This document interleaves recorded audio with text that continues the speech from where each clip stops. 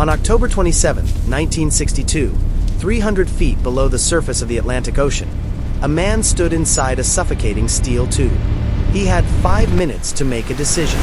If he turned a switch, the United States could respond with nuclear power. The Soviet Union would retaliate. NATO would be pulled in. Within hours, cities like New York, London, and Moscow could disappear. He decided not to. But here's the scary part. Another person, in another room, on another day, made a different choice. And that 5-minute decision pushed the world to the brink of disaster. In today's video, we're going back to the most dangerous week in human history. And in the end, you'll understand how close we came to losing everything, and why it could happen again. The week the world held its breath. It was the height of the Cold War. The United States and the Soviet Union were locked in a silent standoff. Two superpowers armed with thousands of nuclear weapons, each capable of destroying the planet many times over. Then came the discovery. On October 14, 1962, a U-2 spy plane photographed something chilling in Cuba. Soviet nuclear missile sites under construction, just 90 miles from Florida. President John F. Kennedy was shown the images days later.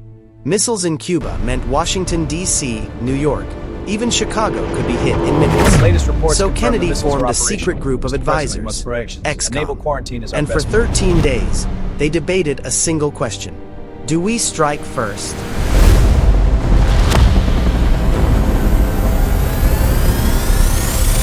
Open loop number 1. If the US attacked Cuba, would the Soviets retaliate in Berlin? Would NATO pull Britain into war? Would Canada, geographically tied to the US, become collateral damage? Nobody knew, and that uncertainty was the real weapon. On October 16th, Kennedy was given options. Do nothing. Launch a full-scale invasion of Cuba. Conduct a limited airstrike. Or impose a naval blockade, what they carefully called a quarantine. The military pushed for airstrikes. They argued that delay meant weakness. But airstrikes wouldn't guarantee all missiles were destroyed. And if even one survived, one missile could trigger total war. Kennedy had minutes, not days, to signal intent. The Soviet ships were already moving toward Cuba. Finally, he made the call. A naval blockade. It was the middle option. Firm, but not instantly violent. The announcement was broadcast nationwide, and the world froze. But the most dangerous moment didn't happen in the White House. It happened deep underwater. For Soviet submarines were approaching the blockade line. Each was armed with a nuclear torpedo. On one of them, B-59, American ships began dropping practice depth charges. Small explosives meant to force the sub to surface. But inside the submarine, cut off from communication, the crew didn't know they were practice. They believed war had already started. The captain made a decision. Launch the nuclear torpedo. It required agreement from 3 senior officers. 2 said yes. 1 said no. That man was Vasily Arkhipov.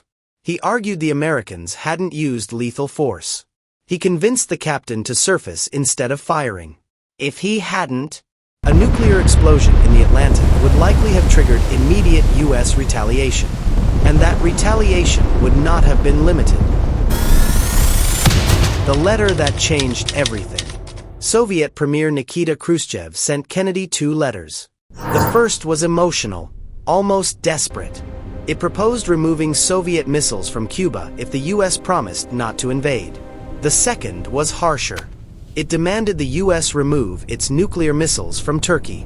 The Pentagon saw weakness. Some advisors saw manipulation.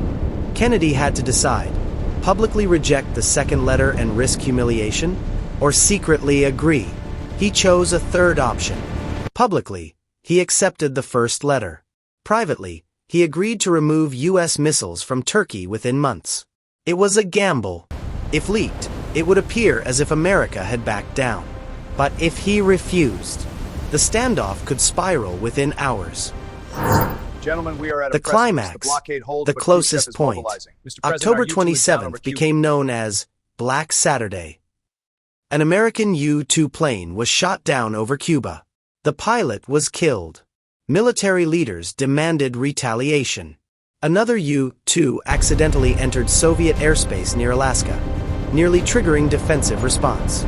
Multiple systems failed at once. Communication lines were strained. And for several terrifying minutes, nuclear launch crews on both sides prepared for orders. This was it. The edge. History balanced on human judgment, ego, fear, and 5-minute decisions made by men under unimaginable pressure. Why this almost ended us? The Cuban Missile Crisis didn't escalate into nuclear war. But it wasn't because of perfect strategy. It was because of restraint. Because Arkhipov hesitated. Because Kennedy chose blockade over airstrike. Because Khrushchev ultimately stepped back. But here's the haunting truth. Every safeguard we credit today, hotlines, treaties, protocols, came after the crisis. At the time, the world survived largely due to individual judgment. And individuals are flawed. The crisis reshaped global policy. It led to the Nuclear Test Ban Treaty. It installed the famous Washington-Moscow hotline. But it also proved something darker. Civilization can hinge on minutes. Emotional reflection. What it meant for you. If you lived in New York in 1962, you might have gone to work unaware that annihilation was hours away. If you lived in London, NATO commitments meant Britain would almost certainly be involved. If you lived in Toronto or Vancouver, proximity to the US made Canada a strategic target. Ordinary families, ordinary lives, all dependent on decisions they would never see. That's the unsettling part of history. It moves quietly, until it doesn't. Today, nuclear weapons still exist. Tensions still flare. And 5-minute decisions are still being made in rooms we'll never enter. The Cuban Missile Crisis shows us two things: how fragile the world is, and how powerful a single human choice can be. If this story surprised you, imagine the ones we haven't uncovered yet. What do you think would have happened if Arkhipov had agreed to launch? Would retaliation have been inevitable? Or could cooler heads still have prevailed?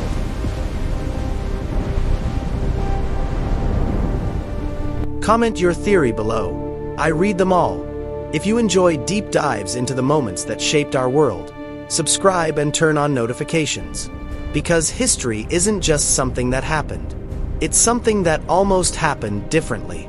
And sometimes, all it takes is 5 minutes.